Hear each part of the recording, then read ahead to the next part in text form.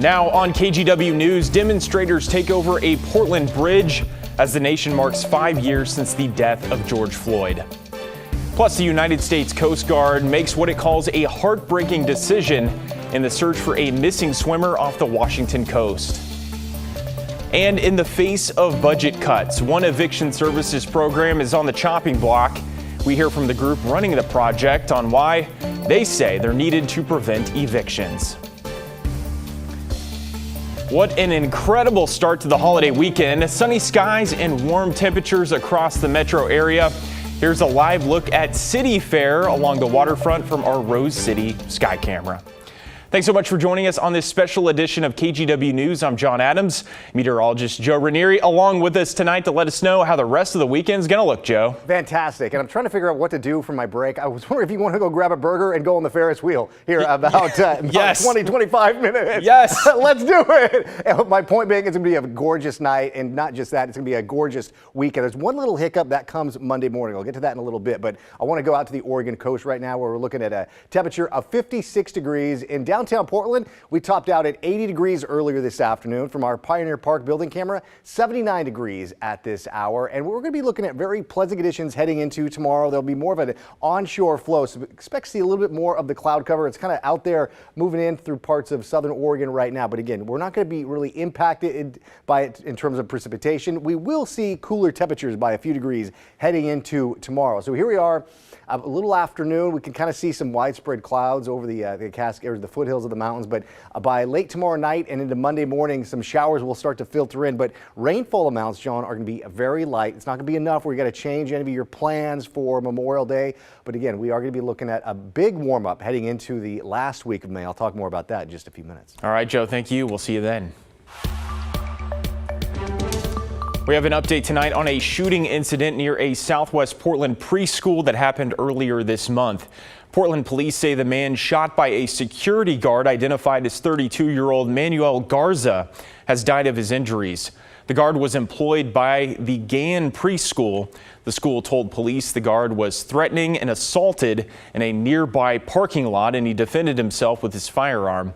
The Bureau's homicide unit will now take over the investigation.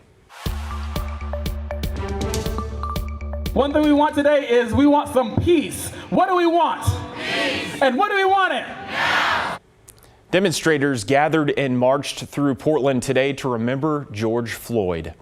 Now, tomorrow marks 5 years since he was murdered by a police officer in Minneapolis, which started racial justice rallies across the country, including more than 100 consecutive nights of protests here in Portland. Here's Kylie Boshi. Demonstrators have many of the same demands today that they had 5 years ago. They're calling for police accountability, racial justice, and the hope no one forgets George Floyd. Protesters marched peacefully through the streets of Portland. Their message? Whose lives matter? Black lives matter! Whose lives matter? Black lives matter! It's been 5 years since George Floyd was murdered, and to see folks still come out in support for him and still demanding change, it's a beautiful thing. Demonstrators hope to reignite conversation about racial justice and accountability. This is the time. There's too much chaos and division and violence happening in our country right now, and it's time for more bridges. The rally comes 5 years after Minneapolis police killed George Floyd. No justice, no peace! His murder set off protests and riots across the country. Regardless of color, regardless of ideology, there was a common recognition that we needed to address our history and the violence and oppression of black and brown bodies. For more than 100 consecutive nights, people in Portland gathered and marched to protest police policies and call for racial justice. At times, they clashed with police and federal agents sent to Portland to quell the demonstrations. In June of 2020, thousands of demonstrators laid down on the Burnside Bridge in a powerful tribute to George Floyd. On Saturday, demonstrators revisited the iconic moment at the very same location. They stood in a circle, silent, for 9 minutes and 29 seconds. The same amount of time police knelt on George Floyd's neck, leading to his death. George Floyd! Say his name!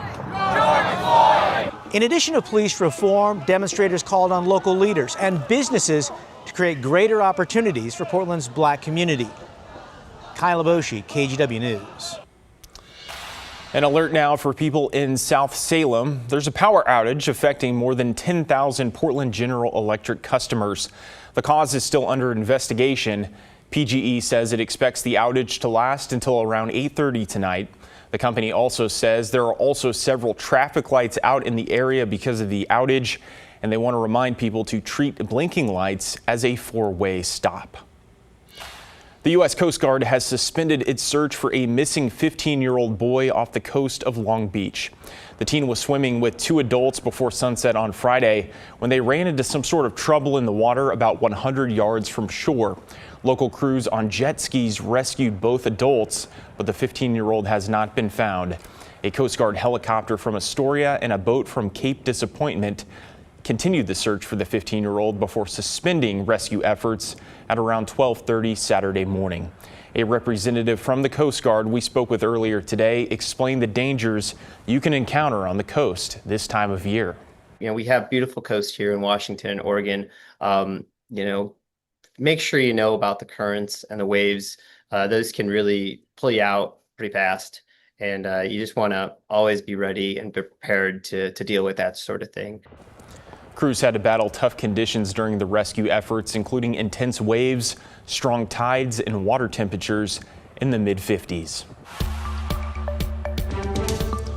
We have a couple special election updates on bond measures that were proposed to voters in our region. It appears that people in the Tigard-Tualatin School District have passed a bond proposal to raise more than $400 million for the district. 52.7% of people voted in favor, and the district says there are a relatively small number of ballots left to count.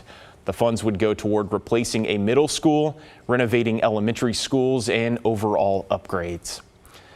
Mount Hood Community College is declaring victory in its bond measure to raise $136 million.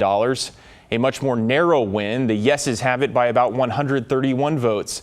The Oregonian reports that number is outside the 0.2% margin that triggers an automatic recount. In a statement, the college says it will begin the bond implementation process in the coming months. And in Forest Grove, it looks like voters have rejected a $30 million bond to build a new police facility. The noes are ahead by nearly 200 votes. Ballots are still being received and counted. We'll keep an eye out for the final numbers. A reminder, you can check for real-time updates anytime on KGW.com and on our KGW mobile app.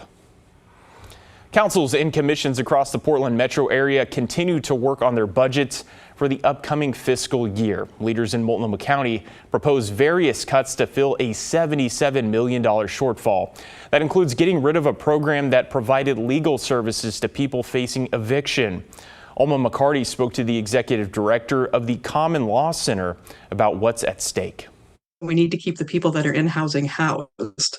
When facing eviction, Cameron Graham found many people didn't know what to do or just couldn't get the help. It was upward of 85% of them weren't able to get an attorney or get any sort of legal advice before court. There just simply aren't enough resources for everybody. So in response, the Commons Law Center started a mobile legal clinic, the Tenant Eviction Defense Program, working with tenants right outside the courthouse as they wait for their first appearance. So anything from payment plans to setting trials, stipulated agreements, whatever the client wants. But our main focus is on helping people avoid eviction or facing future eviction. The program, funded by Multnomah County, is on track to prevent just over 1,400 evictions by the end of next month.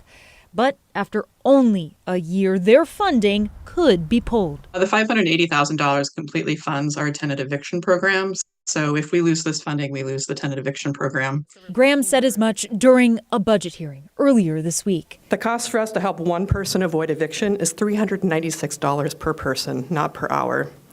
Compare that to the $1,832 for the cost of a basic shelter bed with no support services. Chair Jessica Vega Peterson responding to the proposed cuts by stating, in part, there is a likely and real chance that the Eviction Prevention Legal Services will receive additional resources in the budget we adopt in June. She went on to say, with significant decreases in emergency rent assistance, we will need to move to preventing evictions before the court process as much as possible. Alma McCarty, KGW News. Well, it's worth mentioning that at this point in the budget process, none of those decisions are final. Over the next 3 weeks, Multnomah County commissioners will be hearing from the community on proposed reductions. A vote on the final budget's set to take place on June 12th. Well, in other news, even among Portland's pinball competitions, this one stands among the others. At Lentz Pinball this weekend is the Oregon Solid State Pinball Championship. Now, these machines were made between 1979 and 1990, making this event an immersive museum experience of this era of pinball. There were more than 20 available to play, with competitors coming from across the country to take part. For one of them, it was an extra special moment. I got really sick about 2 years ago, and I couldn't feel my body from like the chest down, and I didn't think I was ever going to be able to play again after doing 400 plus tournaments, and it was kind of heartbreaking. And last night to come out for one of my first tournaments in a long time, it felt really good to actually come out and win it. Well, the championship wraps up tomorrow evening at 9.